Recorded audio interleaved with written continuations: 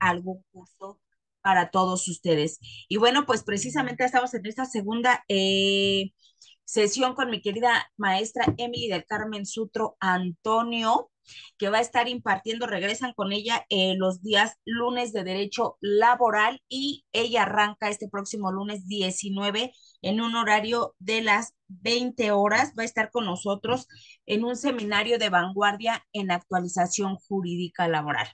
Mi querida Emily va a estar 8 lunes con nosotros. Y bueno, pues como siempre, mi querida Emily, bienvenida. ¿Cómo estás? Ya a punto de iniciar este gran seminario de vanguardia en actualización jurídica laboral el próximo lunes.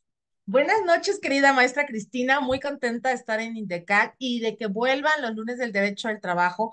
Y es que si usted no quiere al derecho al trabajo es porque todavía no le he dado una clase. Y no es con ninguna soberbia, es más bien porque es tanto mi amor a esa materia que de verdad espero poderles transmitir la misma.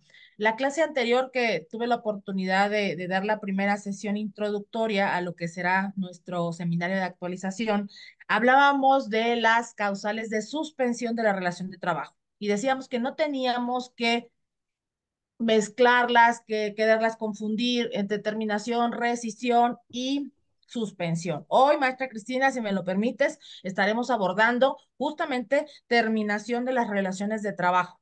Y para los que nos siguen y los que se conectan a través de las redes de INDECAC, bienvenidos sean. Para los que están ya en el aula virtual, muchas gracias por conectarse este día viernes.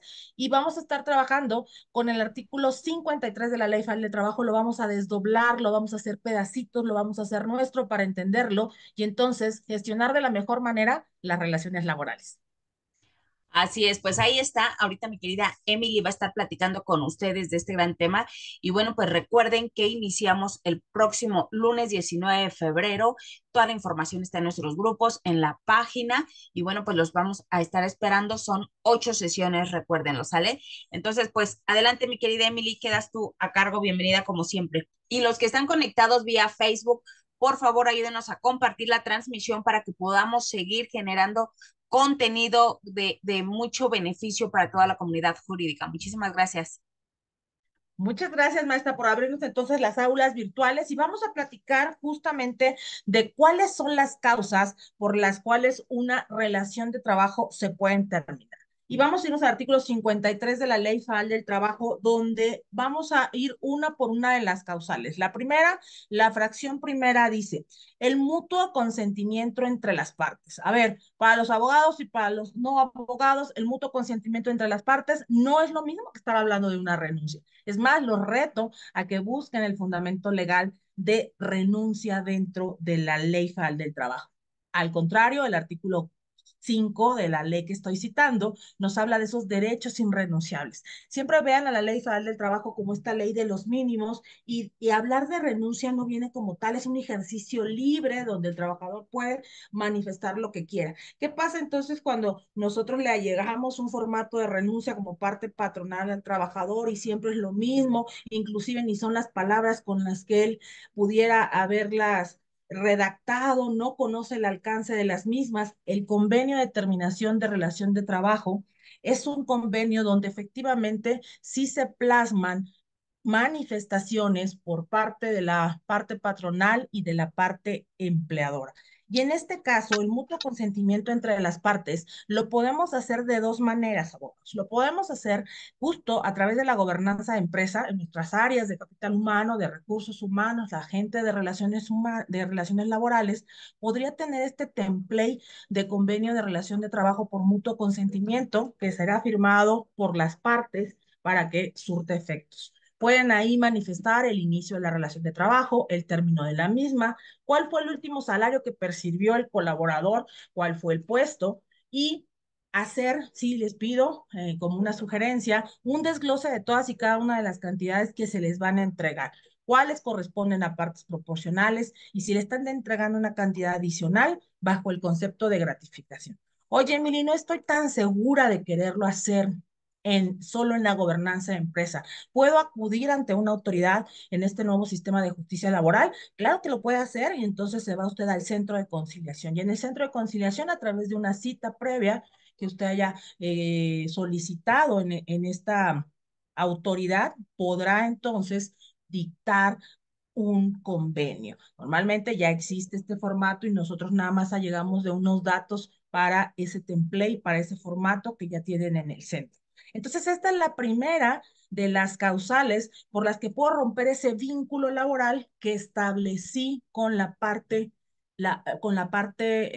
trabajadora, siendo yo la empleadora. Entonces, este vínculo se puede romper. La primera es por terminar, por mutuo consentimiento entre las partes y debe de constar en un convenio que lo puedo ratificar en el centro de trabajo o bien lo puedo hacer en el centro de conciliación. Punto número dos, la muerte del trabajador. ¿Qué pasa cuando hablamos de la muerte del trabajador? Importantísimo, una reforma que vino al artículo 25 de la Ley Federal del Trabajo nos obliga a determinar quiénes son los beneficiarios en caso de muerte. Y también nos habla de una figura que se llama desaparición delincuencial. Y entonces estos dos supuestos nos pueden poner ante la posibilidad de que, ¿cómo continuaríamos un vínculo laboral si la persona con la que nosotros contratamos, es decir, el trabajador, ha fallecido? Lo primero que tenemos que tener justo en esto sería un contrato donde estuviera su designación de beneficiarios, saber qué cantidades estamos obligados a pagar. Y aquí no puedo dejar de saltar un momentito a la ley del Seguro Social para hablar de la subrogación. ¿Qué pasa en el supuesto de que un trabajador esté asegurado y no está asegurado? Son tratamientos totalmente diferentes. Si el trabajador está asegurado, el Instituto Mexicano del Seguro Social subroga la pensión dependiendo de los beneficiarios que tengan, las personas que dio como asegurados hasta este instituto. Puede ser una pensión de viudez, si es su esposa, su concubina o estamos hablando de una unión civil. Pueden ser sus hijos en caso de orfandad, pueden ser sus padres siempre que se compruebe la dependencia económica y que los haya dado de alta ante este instituto.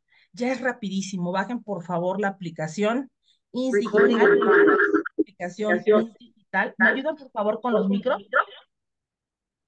Esta aplicación de INS Digital les va a ayudar muchísimo en el sentido de poder actualizar a través de la app quiénes son sus beneficiarios. ¿Qué pasa si es vinculante a estas personas que yo pongo dentro de este adendum al contrato o lo pueden tener en una cláusula como beneficiarios? Puede ser que no lo hayamos actualizado, que se firmó desde que fue la reforma y no lo hemos actualizado. Aún así, si tuviéramos alguna situación de no saber a quién entregar estas cantidades, por favor, mm, soliciten pues que se inicie, que se abra un juicio para determinar quiénes serán los dependientes económicos del trabajador.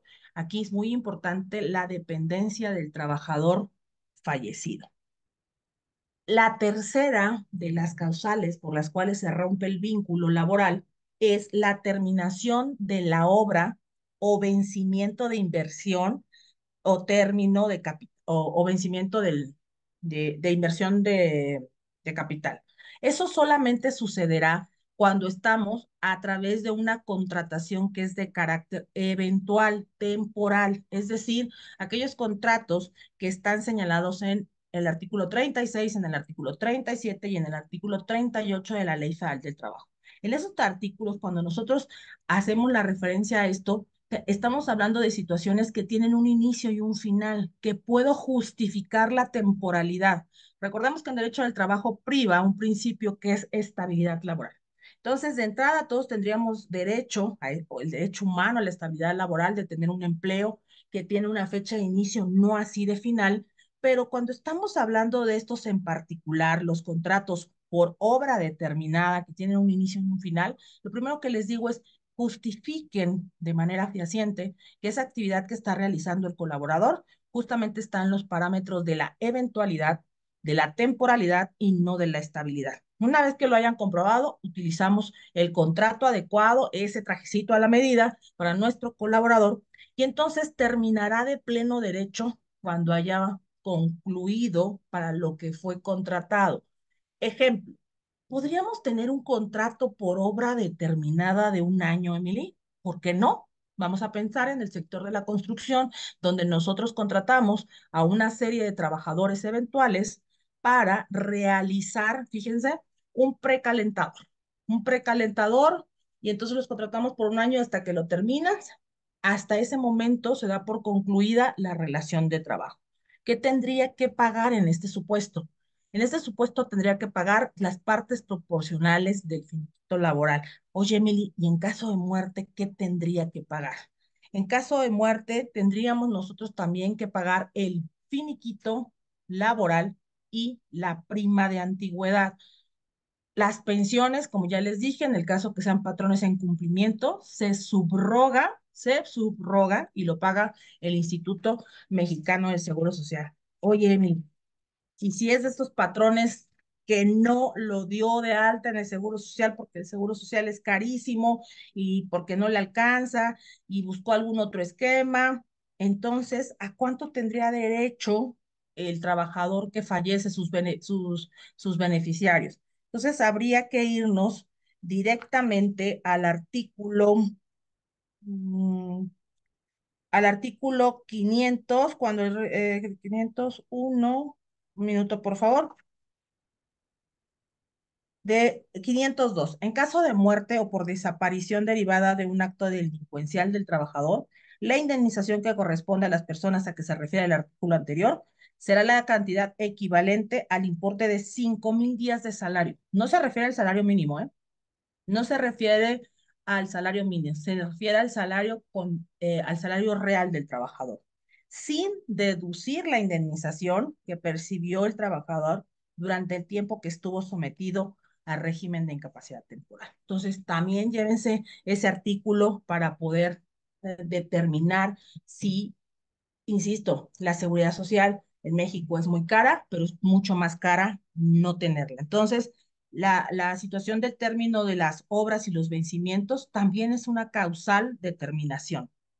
La fracción quinta dice, dice los casos a que se refiere el artículo 434. ¿Y qué nos dice el artículo 434 de la Ley Federal del Trabajo? El artículo 434 de la Ley Federal del Trabajo hace referencia a todas aquellas terminaciones de trabajo, pero de carácter colectivo. Nos habla de situaciones de carácter colectivo y entonces hace un listado de cinco, de cinco formas en las cuales se pueden dar por terminada las relaciones de trabajo, en donde empieza señalando la fuerza mayor o el caso fortuito no imputable al patrón, o la incapacidad física o muerte, que produzca como consecuencia inmediata, necesaria y directa la terminación de los trabajos. Fíjense, aquí aborda de dos maneras. Todavía no, voy para allá en un momento más. Entonces, la fracción uno de este 423 nos dice justo que hay dos supuestos, que puede ser la fuerza mayor o el caso fortuito no imputable al patrón, y también nos habla de los patrones físicos. ¿Qué nos pasa con los patrones físicos cuando se enfermen? Incapacidad física o mental o su muerte, y que ya no pueda continuar el negocio. Siguiendo en el 423, y estoy hablando de término de terminación colectiva de las relaciones de trabajo, inconstiabilidad notoria la, y directa de la terminación de los trabajos. La tercera sería el agotamiento de la materia objeto de la industria extractiva. Y la cuarta dice los que se refiere al artículo 38 y finalmente el concurso o la quiebra legal declarada. Si la autoridad competente o los acreedores resuelven el cierre definitivo de la empresa o la reducción definitiva de los trabajos.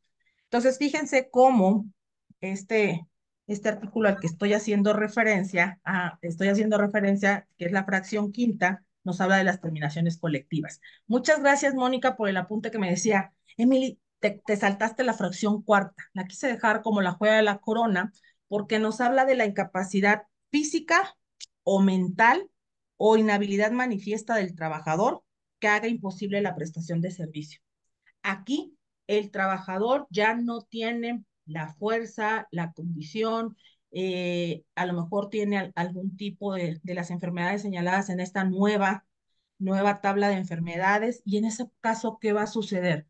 Pues solamente el Instituto Mexicano del Seguro Social es quien va a determinar esta incapacidad a través de un formato denominado eh, ST4. Y en ese se va a hacer el dictamen de la incapacidad, justamente, y vamos a ver si va a ser una incapacidad permanente parcial, una incapacidad permanente total, y qué grado de invalidez o incapacidad tendrá nuestro colaborador.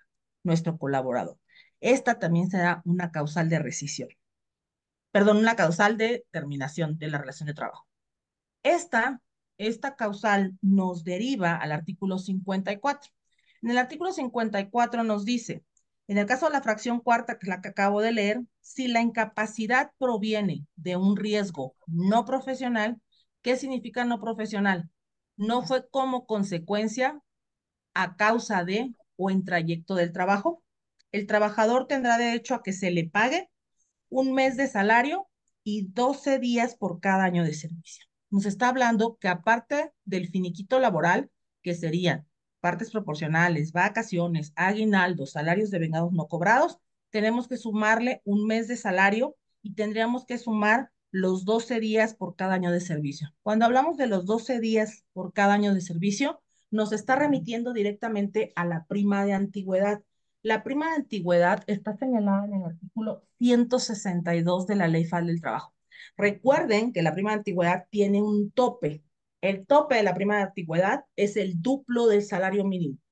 La prima de antigüedad no se calcula con el salario real del trabajador, sino con el duplo del salario mínimo. Aquí, importante, desde donde nos están viendo, ya sea el salario mínimo de la frontera o el salario que rige a los demás que no estamos en esa línea de frontera. Fíjense, ¿qué pasa si en caso de ser posible se puede otorgar o proporcionar otro empleo al trabajador? También aquí nos dice dentro de esta fracción si esa incapacidad le permite reingresar y podría hacerlo en otro empleo que sea un empleo que sea compatible con sus nuevas actitudes, que independientemente de las prestaciones que le correspondan conforme a la ley. Vamos a pensar posiblemente que un trabajador hubiera perdido un miembro superior y a lo mejor ya no podría estar como un chofer. Vamos a pensar en una persona que pudiera haber perdido un miembro inferior. Vamos a pensar en una persona que pudo haber perdido un ojo dentro de esta lesión o incapacidad, pero podría ser otro tipo de trabajo, hablando de inclusión. Entonces, si lo pacta con el patrón, se puede permitir esa inclusión del trabajador de acuerdo a sus nuevas actitudes. Importante. Si en el juicio es posible acuérdense, la carga probatoria en materia laboral siempre es de la patrona. Y entonces, si nosotros tenemos que ir a un juicio para demostrar nuestras causales de terminación de relación de trabajo, hay que ir justo con todo eso que nos permita demostrarle a la autoridad, que en este caso sería un juzgado en lo laboral, desde un juez, que justo tenemos los elementos para comprobar que sucedieron cualquiera de las cinco que acabo de señalar.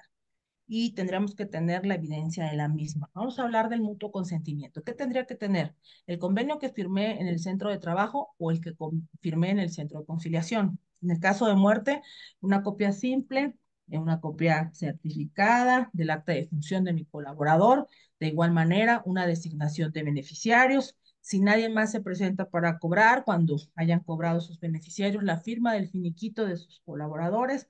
Hay quienes, fíjense, hemos nosotros firmado convenios, hemos hecho formatos para firmar convenios con los beneficiarios en caso de muerte. Es una relación que se activa de manera temporal para entregarle a los deudos justamente estas cantidades. De entrada, yo como empleador no tendría que tener un vínculo con estas personas, pero derivado de la muerte lo tengo que hacer.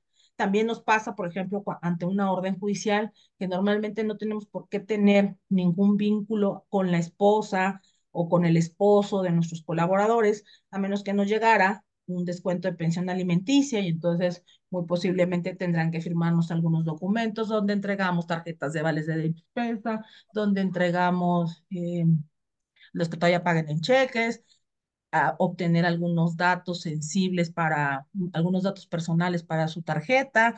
Todo esto también es algo que nosotros gestionamos. Nosotros también gestionamos en las relaciones laborales. Dejen de ver por acá sus preguntas. Em, Dice Mónica Bolaños, ¿hay alguna forma de determinar o probar la incapacidad temporal?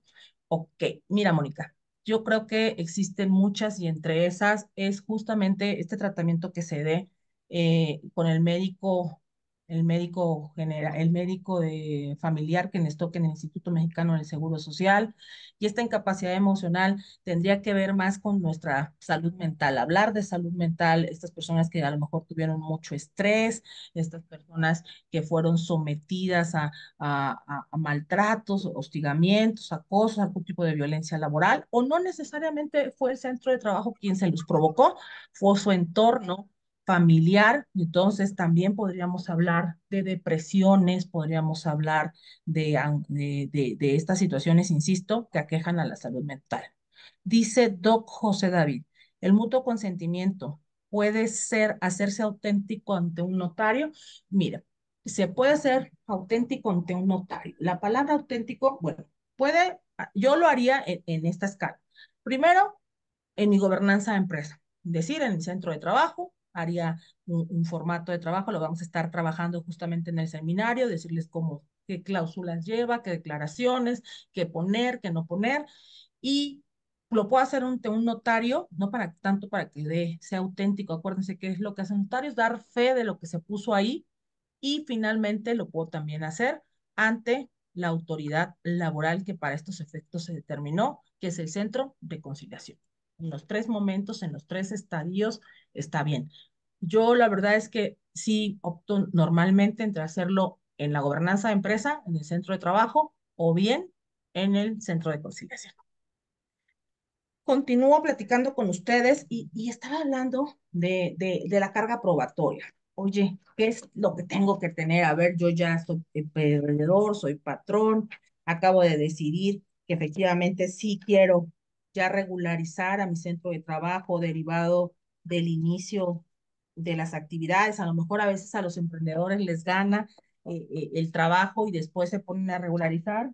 Qué bueno que lo quieran hacer, y yo solamente les digo que cuando empezamos a hablar de la parte procesal, es mucho de trabajo preventivo. El 776 de la Ley Federal del Trabajo nos habla de cuáles son las pruebas que son admisibles, cuáles son las pruebas que son admisibles en materia de la laboral. Y entonces nos habla de la confesional, de la documental, de la testimonial, de la pericial, la inspección, y haciendo mucha referencia a todos esos medios, inclusive a los aportados por la ciencia. Pero nosotros tenemos un artículo 784 de la Ley Federal del Trabajo. Por favor, no lo olviden, 784 de la Ley Federal del Trabajo, que dice, el tribunal eximirá de la carga de la prueba al trabajador cuando por otros medios esté en posibilidad de llegar al conocimiento de los hechos. Y entonces lo releva y nos pone a nosotros como patrones a hacer y a demostrar cuando estemos en controversia de la fecha de ingreso del trabajador. ¿Cuál sería el documento idóneo, la prueba idónea para demostrar el ingreso del trabajador? El contrato de trabajo, el alta al Instituto Mexicano del Seguro Social. ¿Qué tal que antes de, como dice José David por aquí, antes del contrato tuvimos un contrato de carácter verbal? Existe la presunción cuando no tenemos contrato. Antigüedad del trabajador. Puede ser otra vez a través del contrato, el alta al Instituto Mexicano del Seguro Social, y también nosotros, cuando ya la vemos de la parte patronal, tener dentro de estas comisiones que hablamos la clase pasada, esta comisión de antigüedad y escalafón.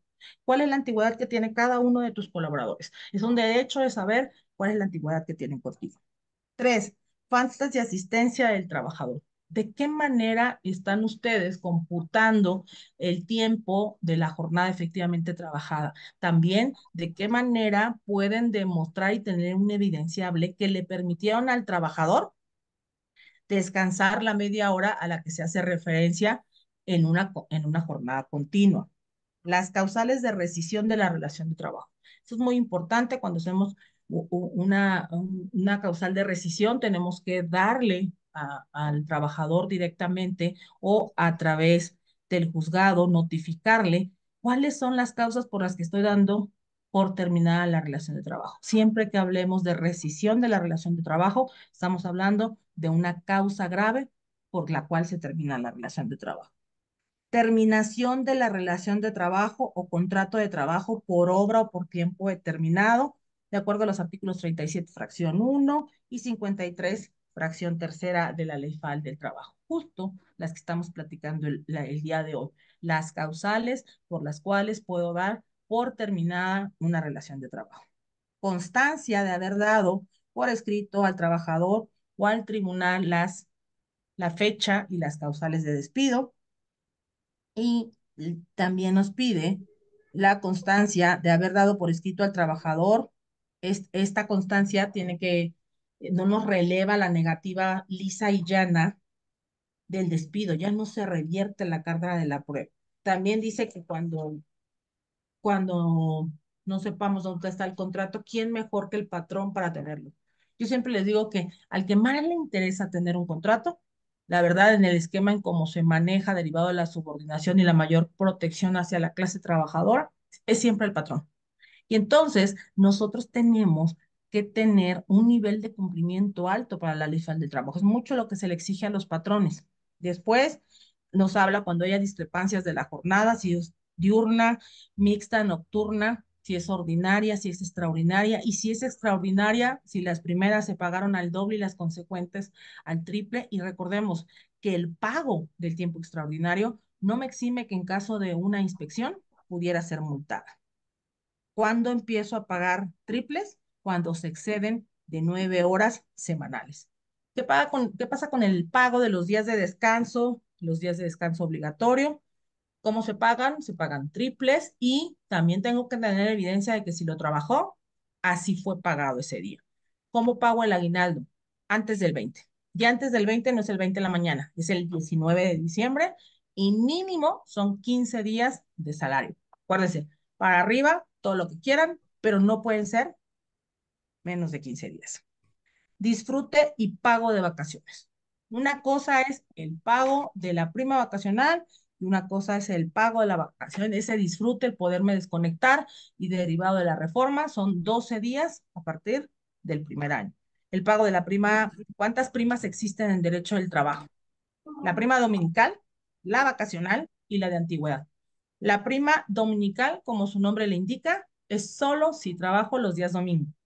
La vacacional se activa cada que cumplo aniversarios en el centro de trabajo.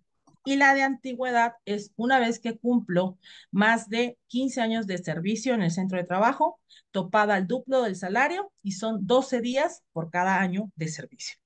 Monto y pago del salario. Eso también tendríamos nosotros que tener la forma de comprobar cuál es la compensación, cómo le pago, y aquí los recibos de nómina, CFDI, XML, es la mejor forma de demostrar. Pago de participación de utilidades en las empresas. Aquí, cómo lo dispersé, les allegué la declaración, se crearon las comisiones, se les presentó el proyecto, nadie impugnó los días de trabajo, nadie imputó el factor sueldo.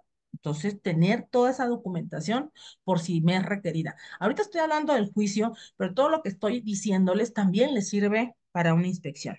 Incorporación y aportación al Instituto Mexicano del Seguro Social, al FONACOT y al Sistema de Ahorro para el Retiro. ¿Cómo voy a saber si un trabajador tiene Infonavit o si le debe al FONACOT? No se preocupen, todos estamos ligados con nuestro número de seguridad social y nos va siguiendo la deuda donde vayamos. A menos que tengamos un homónimo y entonces le estarán descontando a otra persona.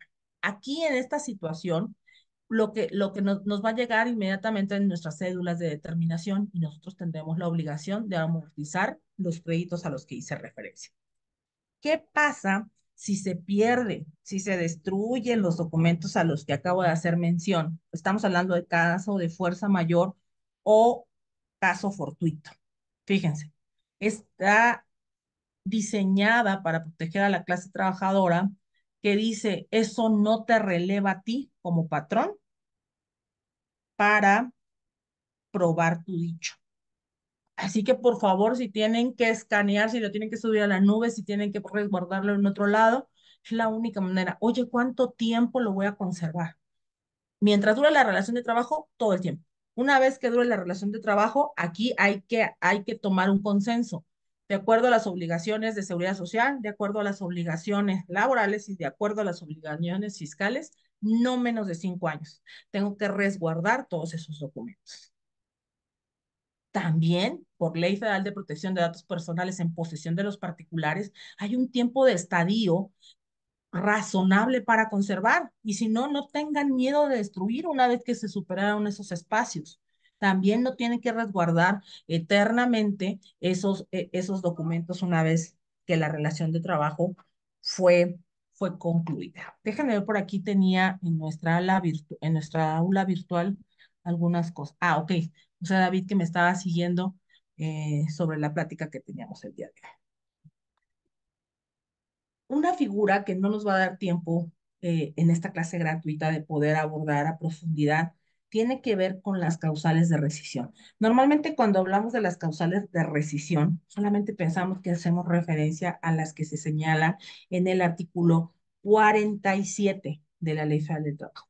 El artículo 47 de la Ley Federal del Trabajo nos habla de causales de rescisión de la relación de trabajo en las cuales no hay responsabilidad para el patrón.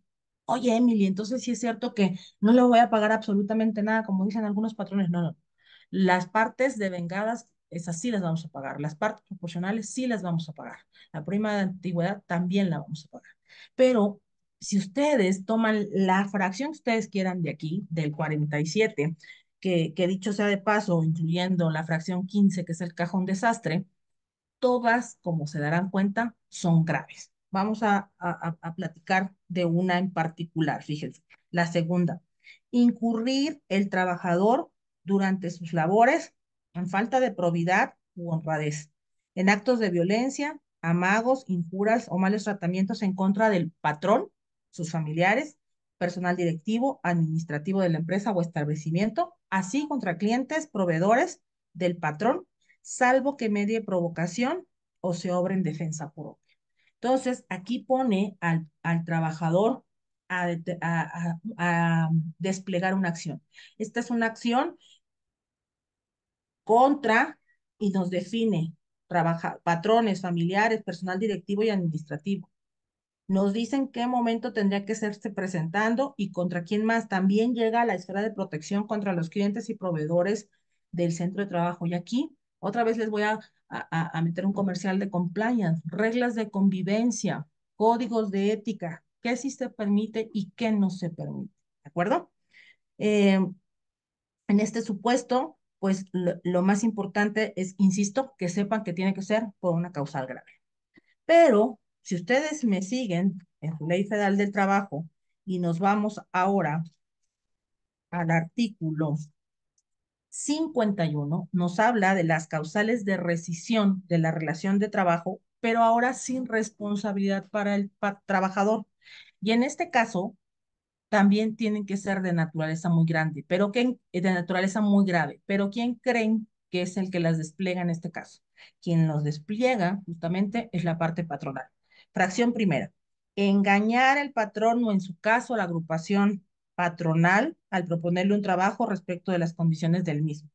Esta causal de rescisión deja de tener efecto después de 30 días de prestar el servicio. Entonces, tenemos dos momentos, dependiendo de a quién estemos representando, el artículo 47 o el artículo 51, para tener estas causales de rescisión, en donde la naturaleza tiene que ser un hecho grave, normalmente son acciones, pero también por ahí podría haber una omisión, no acató determinadas reglas, no observó determinadas reglas, no se presentó a trabajar. Ahorita que estoy haciendo mención a esta, la fracción décima del artículo 47, tener más de 4 faltas consecutivas.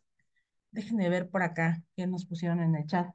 En caso, en ese caso sería carga inversa de la prueba y pasa a ser parte del trabajador. No sé en qué caso de todo lo que llevamos platicando, pero vamos a ver ¿cuál podríamos revertirle carga de la prueba al trabajador, doc? Sería en el supuesto de que fuera tiempo extraordinario. ¿Vale? En el caso de que fuera tiempo extraordinario, ahí sí, después de 9 horas se revierte la carga de la prueba para la parte trabajadora y le tenemos que decir eh, justamente eh, que él tendrá que demostrar que lo trabajó, que estuvo haciendo, eh, y en algunos instrumentos de gobernanza de empresa también es posible poner que se requiere recabar algún tipo de autorización para pagar, para trabajar ese tiempo extraordinario. Ahí, tomando una frase de un muy querido amigo que dice, conviértanse en legisladores corporativos, pongan justamente lo que necesiten que diga su código de ética, que diga sus protocolos, que digan sus organigramas y no se olviden de su reglamento interior de trabajo. ¿Cuál reglamento interior de trabajo? ¿De qué estamos hablando? Vamos al artículo 423 y al artículo 422 y 423 de la Ley Federal del Trabajo, donde viene justamente esta figura de reglamento interior de trabajo y nos habla de que es un conjunto de disposiciones que se vuelven obligatorias para los trabajadores y para los patrones, y en el desarrollo de los trabajos de la empresa. Y entonces, fíjense, de acuerdo al artículo 23, ahí ustedes pueden poner lo que sí, lo que no, y lo deseable. Horas de entrada, horas de salida, horas de descanso, lugares de reposo, lugar y momento en que debe determinar y empezar la jornada, días fijados para hacer limpieza de los aparatos, de las maquinarias, de los útiles de trabajo. Oye, Mili, pero para esto está el personal de limpieza. Fíjate, aquí hace referencia a los útiles de trabajo, a las herramientas con las que yo misma presto el servicio. Días y lugares de pago. Normas para el uso de los asientos o sillas a que se refiere el artículo 132, fracción cuarta. Oye, y entonces esto que está sonando en las reformas de la ley silla, ¿tiene algo que ver con este artículo? Mm. Lo que estamos viendo con la ley silla tiene que ver en el sentido de los trabajadores que permanecen mucho tiempo de pie. Y estos trabajadores que permanecen mucho tiempo de pie tienen que, obviamente, descansar en algún momento. Entonces, la posibilidad de que puedan hacerlo y el reposo. Después nos habla de las normas para prevenir los riesgos de trabajo y las instrucciones para prestar primeros auxilios. Ahí en su reglamento interior de trabajo tiene que venir labores insalubres y labores peligrosas que no deberían desempeñar las mujeres en estado de gestación, las mujeres embarazadas. Tiempo y forma en que los trabajadores, y esta es una joya, se deben someter a los exámenes médicos, a los previos, a los periódicos, a las medidas profilácticas que dicten las autoridades, los permisos y las licencias. ¿Qué pasa si yo, adicional a los 5 días de paternidad, decido darle 10 a mis colaboradores? Que consta en tu reglamento interior de trabajo. Y a lo mejor ahí ya no se los das continuo los 10, pero sí le sigues dando los 10, pero le das los 5 primeros continuos, como dice la ley, y los otros a lo mejor de manera espaciada, o los juntas todos. O sea, tú ahí puedes, insisto, diseñar de la manera en que a ambos le funcionen. Acuérdese que esto es una situación de un binomio perfecto. Disposiciones disciplinarias y procedimientos para su aplicación. Esta es la única forma en la que usted va a poder sancionar a un colaborador, es decir, determinado de la pérdida o avería que provocaste en el centro de trabajo, te vas te vas de descanso sin pago 2 días y aparte te voy a descontar, de acuerdo al artículo 110, fracción primera de la Ley Federal del Trabajo, una cantidad que no exceda los límites que el mismo artículo nos define. Las demás normas necesarias y convenientes de acuerdo con la naturaleza de cada empresa o establecimiento para mayor seguridad y regularidad en el centro de trabajo. Entonces, este reglamento les va a permitir que pongan todo, insisto, lo que necesiten para la operación del día a día. Y también en el siguiente artículo, al final, les deja la posibilidad de un acto de investigación que creo que no ha sido explotado de manera exponencial como podría, que tiene que ver con el acta administrativa. El acta administrativa, que muchos colaboradores le tienen un pánico porque ya piensan que con el solo hecho de que levantemos el acta administrativa ya estamos decidiendo que ellos tienen la culpa, no.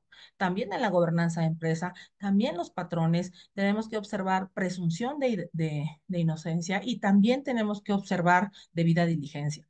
Es un acto de investigación privada, interna, que me permite justamente determinar si el colaborador lo hizo, no lo hizo, y escuchar su versión. Siempre hay que escuchar ambas versiones. Entonces, a lo mejor podría haber dentro de sus buzones de transparencia alguna queja, tómenla, asúmanla y hagan ese acto de investigación. Permítanle que al trabajador que manifieste lo que a su derecho convenga.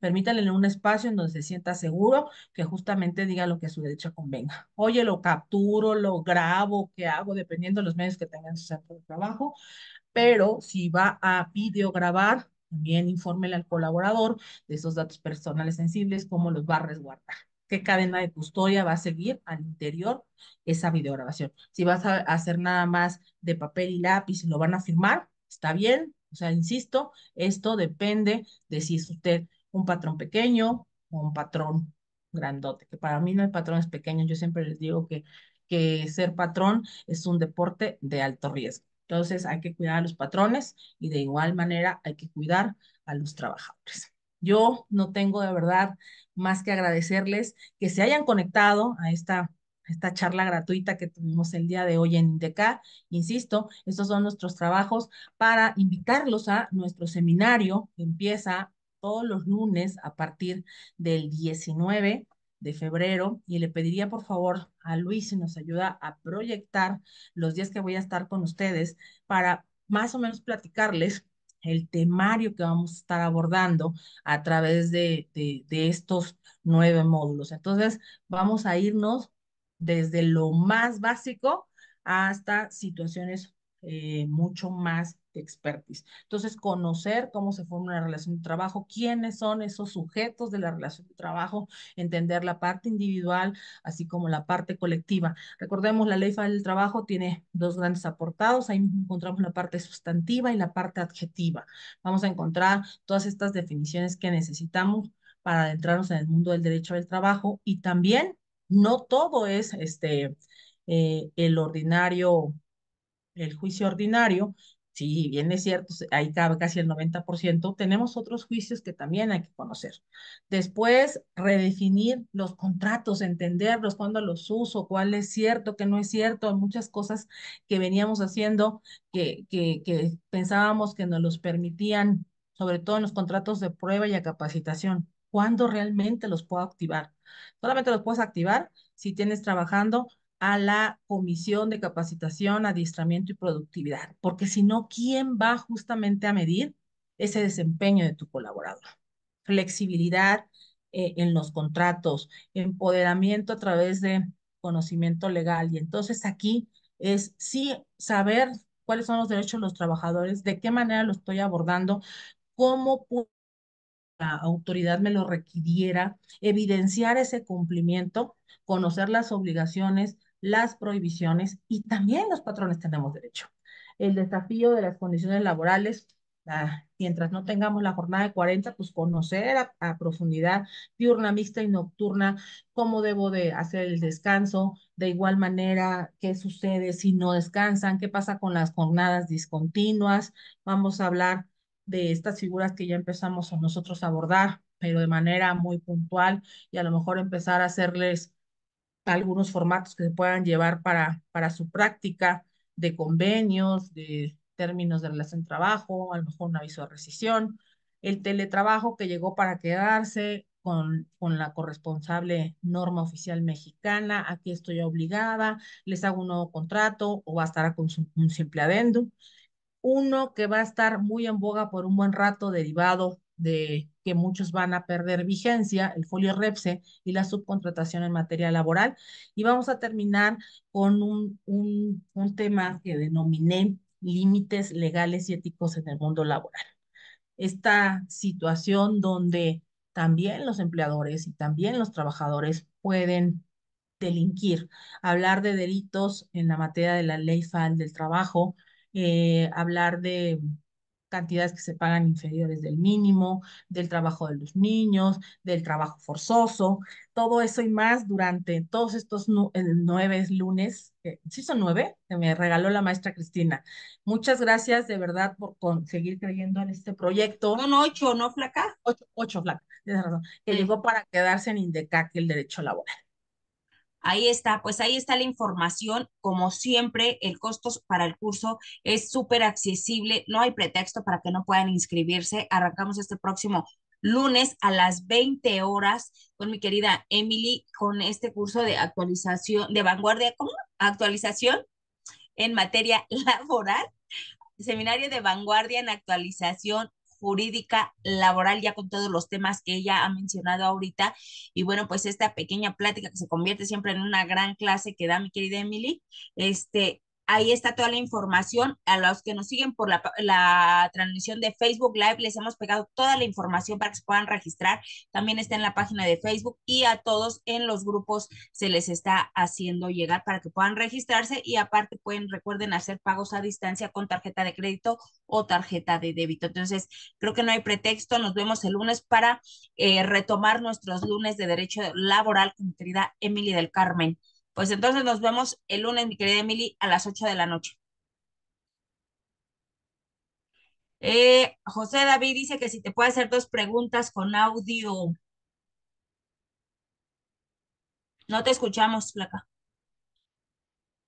Adelante, ábrame usted su cámara con mucho gusto. Cámara y micrófono, pues, porque para las preguntas. Ábrame usted su cámara. ¿Cómo está, licenciada? Buenas noches.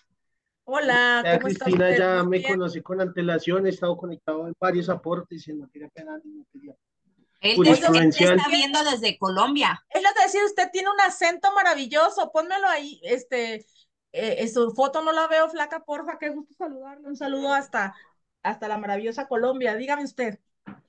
Muchas gracias, licenciada. Le comento, yo soy abogado colombiano, me dedico solamente al tema de litigios más que sentarme a asesorar. Soy especialista en constitucional porque considero que es la fuente fundamental del derecho dentro de todos los países constitucionalistas en los que estamos. Y pues básicamente dentro de la experiencia, como estoy en ese proceso de aprendizaje para lograr compilar las normatividades, es decir, el ejercicio del litigio en Colombia y el ejercicio del litigio en México, quiero preguntarle a usted, dentro de la experiencia o el bagaje que usted está manifestando, dos cosas muy puntuales. Cuando usted habla del trabajo fuera del horario pactado semanal, usted, al igual que aquí en el derecho colombiano de trabajo, el trabajador está en la obligación de probar esas horas extras o ese trabajo suplementario y ese trabajo debe estar autorizado, en el caso de aquí, por el Ministerio de Trabajo.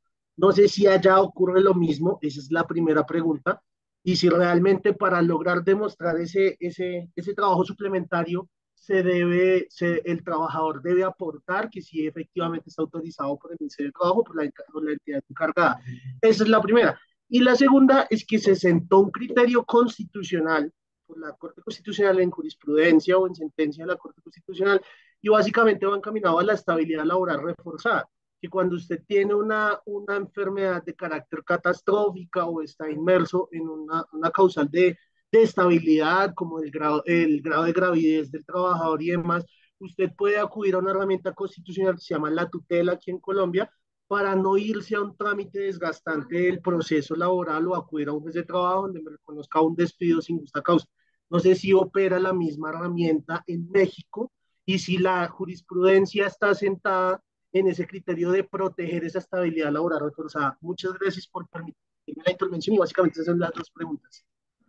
Un gustazo contestarle. Miren, benditas redes sociales que ya me llevaron a su país, que ya conocí, que tuve el gusto de estar en Bogotá un ratito, y le contesto de esta manera. La primera, cuando en México el colaborador trabaja más allá del tiempo extraordinario, horas dobles, horas triples, lo que tiene que hacer normalmente es, solo en gobernanza de empresa, este, tener un documento, a lo mejor que le acredite que lo pidió, pero que yo tenga que buscar, como usted decía, esta autorización por el Ministerio de Ley, que aquí para nosotros sería a lo mejor la Secretaría del Trabajo, no está obligatorio. La estabilidad reforzada sí la tenemos, y la estabilidad reforzada, nosotros tenemos un artículo maravilloso, José David, que nos habla justamente de estos grupos vulnerables. Y entonces estamos hablando de mujeres en gestación y estamos hablando de grupos que pudieran estar siendo discriminados, estamos hablando de personas que pudieron haber pasado, sufrido acoso, hostigamiento. De esa manera, insisto, tenemos un artículo que es 6685 ter de la Ley Federal del Trabajo y me dice, tú no tienes que agotar la instancia conciliadora, tú no tienes que agotarla cuando te encuentres dentro de estos supuestos y podrías pedir dentro de lo que nosotros conocemos como una providencia cautelar que no te den de baja de la seguridad social en el país. Entonces tú desde entrada ya no agotas conciliación prejudicial obligatoria, te pasas al juzgado de lo laboral, le pasas tu pretensión y le dices, a ver, levanto mano, estoy embarazada, levanto mano, estoy enferma, levanto mano, soy un adulto mayor, levanto mano, soy un trabajador menor de edad en México, levanto mano, fui un trabajador que es discriminado por mi orientación sexual, entonces te solicito que no atentes contra este derecho a la seguridad social, no me des de baja mientras estoy enfermo, mientras estoy embarazado, entonces lo puedes pedir desde el principio. Y esto también nos une y nos hermana con su país, como por ejemplo con tu país, a hablar justamente de este criterio de estabilidad reforzada, este principio de estabilidad reforzada. En México, todas las relaciones de trabajo tendrían que ser por contrato por tiempo indeterminado, y solamente tenemos las excepciones cuando hablamos de contratos temporales. Pues ahí está la Licenciada, información. Por Dígame. cuestiones de tiempo, tenemos que Sí. cortar. Tenemos ahorita otra transmisión a las 9 de la noche. Tenemos otra transmisión por cuestiones de tiempo. Vamos a dejar hasta aquí esta pequeña gran clase que dio mi querida Emily. Nada más una pregunta que está en redes. ¿Se va a tocar en este curso la parte procesal del derecho laboral o vamos a tener otra? Tú sabes que Sí, siempre les Shakira le hizo aquí, sin querer, y se atravesó porque quería mover esto, mira. A ver, Y me los grabó. micros, por favor. Mira. Tú sabes que ahorita no está, ahorita estamos hablando solamente de la parte sustantiva, pero siempre les damos algo de procesal, pero volvemos pronto en procesal y vamos a abordar justamente el ordinario, el procedimiento especial, el de seguridad social, que va a ser una maravilla también poderlo ver con ustedes, pero este curso en particular vamos a estar platicando justamente los retos que nos va a poner la judicialización y cómo llego preparado para un juzgado de lo laboral. Ahí licenciadas, está. muchas gracias. Feliz De noche. nada, un Muchísimas gusto. gracias. Bueno, pues ahí está toda la información. Los esperamos este lunes de Derecho Laboral con mi querida Emily. Arrancamos con este gran seminario. Recuerden, van a ser 8 sesiones de este gran seminario. Y bueno, pues a las 20 horas del lunes 19 de febrero arrancamos este curso. Mil gracias, mi querida Emily. Besitos a todos, que estén bien, bonita noche. Gracias.